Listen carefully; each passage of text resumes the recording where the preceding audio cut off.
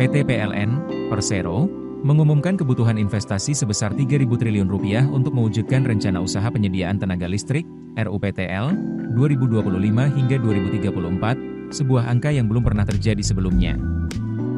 Target penambahan kapasitas pembangkit listrik naik drastis menjadi 69,6 gigawatt, melampaui 40,6 gigawatt yang direncanakan pada RUPTL 2021 hingga 2030. Direktur Utama PLN, Darmawan Prasojo, menekankan bahwa investasi ini akan menghasilkan efek multiplier yang signifikan bagi perekonomian, membuka lapangan kerja luas, meningkatkan produktivitas industri, dan mendorong pertumbuhan ekonomi nasional. Investasi tersebut menjadi semakin krusial karena 76% dari tambahan kapasitas pembangkit dalam RUPTL baru akan berasal dari energi baru terbarukan, EBT. Kebijakan ini selaras dengan arahan Presiden Prabowo Subianto, yang menekankan keseimbangan antara pertumbuhan ekonomi, penciptaan lapangan kerja, dan keberlanjutan lingkungan. Meski tantangan besar tetap ada, Darmawan optimis target investasi dapat tercapai berkat dukungan pendanaan dan penguatan ekosistem investasi dari pemerintah melalui Badan Pengembangan Investasi, BPI, dan Antara.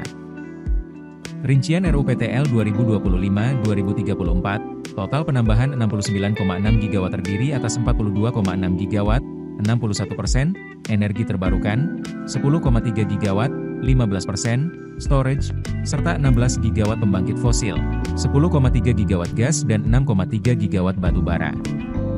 Sebagai perbandingan, RUPTL 2021 hingga 2030 menambahkan 40,6 gigawatt, dengan 20,9 gigawatt EBT dan 19,7 gigawatt fosil.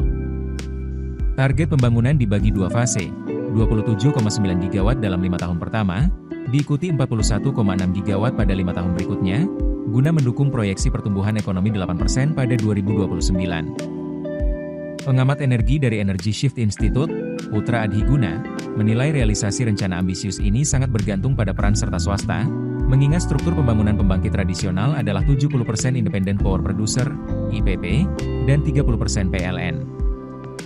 Putra mengingatkan bahwa ketergantungan pada IPP mencerminkan keterbatasan keuangan PLN, yang memerlukan dukungan tarif dari pemerintah dan Danantara. Kompensasi listrik untuk golongan mampu menjadi beban besar bagi negara. Ia menekankan perlunya perencanaan yang lebih presisi dan transparan untuk menghindari kesalahan masa lalu, seperti kelebihan kapasitas PLTU akibat ekspansi yang terlalu agresif, yang menyebabkan kerugian puluhan triliun setiap tahun. Investor IPP membutuhkan kepastian jadwal pengadaan, kejelasan implementasi, dan komitmen penuh dari pemerintah. Tanpa kepastian tersebut, rencana besar dalam RUPTL berisiko menimbulkan keraguan di kalangan investor. Keputusan bisnis terbaik datang dari data, bukan tebakan.